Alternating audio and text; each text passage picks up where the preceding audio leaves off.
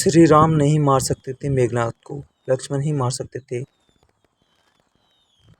मेघनाथ लंकापति रावण का सबसे बड़ा पुत्र और युवराज माना जाता है। रावण बहुत बड़ा विद्वान था। रावण अपने से भी कहीं ज्यादा पराक्रमी और विद्वान अपने बड़े पुत्र मेघनाथ को बनाना चाहता था। धर्मग्रंथों के अनुसार अपने पुत्र को सबसे ज्यादा शक्तिशाली और अजर अमर बनाने की कामना को लेकर त्रिलोक विजेता रावण ने उसके जन्म के समय सभी देवताओं को एक ही स्थान अर्थात 11 घर में मौजूद रहने के लिए कहा था।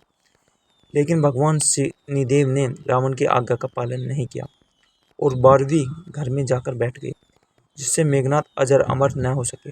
एक बार ऋषि अगस्त्य ने भगवान राम के दरबार में कहा कि रावण के पुत्र मेघनाथ को स्वयं राम नहीं मार सकते थे, उन्हें तो केवल लक्ष्मण ही मार सकते थे।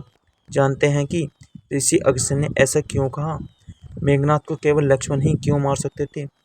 मेघनाथ बहुत ही प्रबल एवं शक्तिशाली योद्धा था। उसके जन्म प्रहात ही सृष्टि के संपूर्ण मेघों ने रोते हुए एक समान नाद किया था। तत्पश्चात उसका नामकरण मेघनाथ हुआ। उसके पास नागपाश रूपी ऐसा शस्त्र था जिससे वह अदृश्य होकर राम लखन सहित पूर्ण सेना पर बादलों के पीछे से वार कर सकता था। वह भली भांति जानता था कि संसार में किसी भी साधारण मनुष्य से तो उसका वध संभव नहीं है।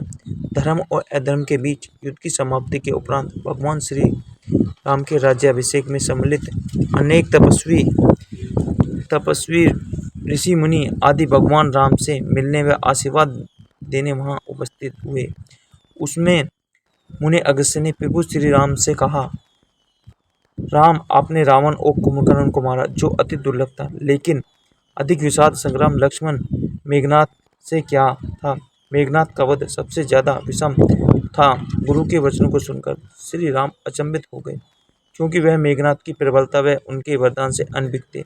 सभी अगस्त्य मुनि पूरी बात विस्तार से बताते हुए कहते हैं कि मेघनाथ विश्व का एकमात्र ऐसा योद्धा था जिसके पास समस्त देवास्त्र थे। तीनों महाअस्त्र, ब्रह्मास्त्र, नारायणास्त्र, महादेव का पशुपात अस्त्र था। उसे वरदान प्राप्त थे कि उसके रथ पर रहते हुए कोई इसे परास्त नहीं कर सकता। इसी कारण उस समय संसार में केवल वही एक योद्धा था जिसे अति महारथी होने का स्तर प्राप्त किया था। उसने स्वयं भगवान रुद्र से युद्ध की शिक्षा प्राप्त की और समस्त अस्त्र प्राप्त किए। उसको शिक्षा प्राप्त होते ही रुद्र ने स्वयं कहा कि इस संसार में कोई पराजित नहीं कर सकता, किंतु उसका वध केवल लक्ष्मण के ही हाथों संभव था। ऋषि के मुख वाणी से मेघनाथ का ऐसा वर्णन सुनकर भगवान राम विस्मित रह गए और बोले, लक्ष्मण निसंदेह प्रचंड योद्धा हैं और उनके पास भी विश्व के सारे दिव्यास्त्र थे, किंतु उसे पशुपात अस्त्र का ज्ञान नहीं था, जिसका ज्ञान सिर्फ मेघनाथ को ही था। फिर भी लक्ष्मण किस प्रकार मेघनाथ का वध करने में सफल रहे? आप ऐसा क्यों कह रहे हैं कि केवल लक्ष्मण ही उसका वध कर सकते थे?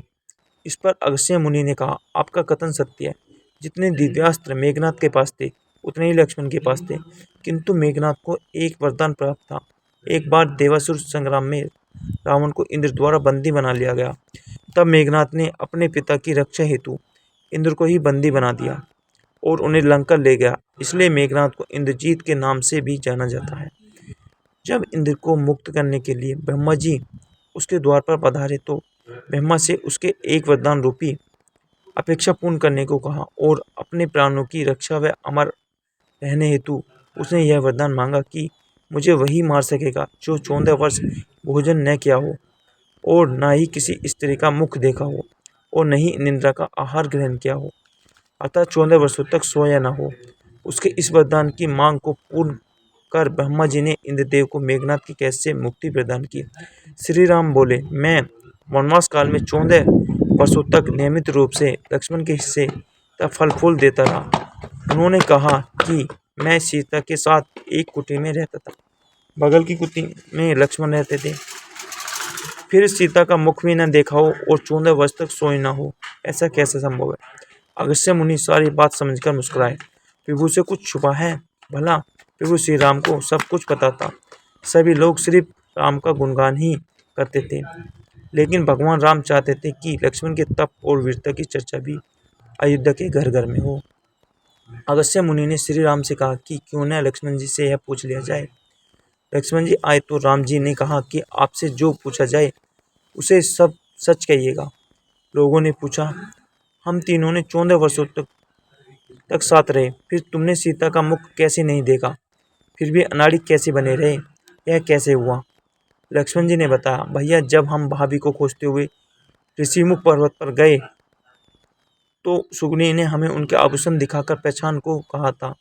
आपको पता होगा कि मैं उनके पैरों के आभूषण के अलावा कोई अन्य आभूषण नहीं पहचान पाया था, क्योंकि मैंने कभी भी उनके चरणों के ऊपर देखा ही नहीं। 14 वर्ष नहीं सोने के बारे में लक्ष्मण ने कहा कि आप और माँ एक कुटी में सोते थे। मैं रात भर बाहर धनुष बाण चढ़ाकर पहरेदारी में खड़ा रहता था। निंद्रा देवी ने मेरी आंखों पर पहरा करने की कोशिश की तो मैं निंद्रा को अपने बाणों से भेद दिया था। निंद्रा ने हार स्वीकार किया और कहा कि वह 14 साल तक मुझे स्पर्श नहीं करेगी। लेकिन जब श्री राम का अयोध्या में राज्य में अभिषेक होगा और मैं उनके पीछे सेवक की तरह छत्र लेकर खड़ा रहूंगा, तब वह मुझ पर गिरेगी। आपको याद होगा, राज्याभिषेक के समय मेरे हाथ से छत्र गिर गया था। लक्ष्मण जी ने आगे बताया कि जब मैं जो फल फूल लाता था, आप उसके 3 भाग करते थे। एक भाग देकर आप मुझसे कहते थे, लक्ष्मण फल रख लो। आपने कभी फल खाने को नहीं कहा। फिर बिना आपके आज्ञा के मैं उसे कैसे खाता, कैसे मैंने उन्हें संभाल कर रख दिया। लक्ष्मण भगवान राम से कहते हैं कि मैं गुरु विश्वामित्र से एक अतिरिक्त विद्या का ज्ञान लिया था। इसे बिना अन्न ग्रहण के भी व्यक्ति जीवित रह सकता है। इस विद्या से मैंने अपनी भूख नियंत्रण की और मेघनाथ को मारा गया सुनते ही प्रभु श्री राम फिर से भावी उठे और लक्ष्मण को गले से लगा लिया। बोलो जय श्री राम। लक्ष्मण के लिए एक लाइक जरूर करें, चैनल को सब्सक्राइब करें।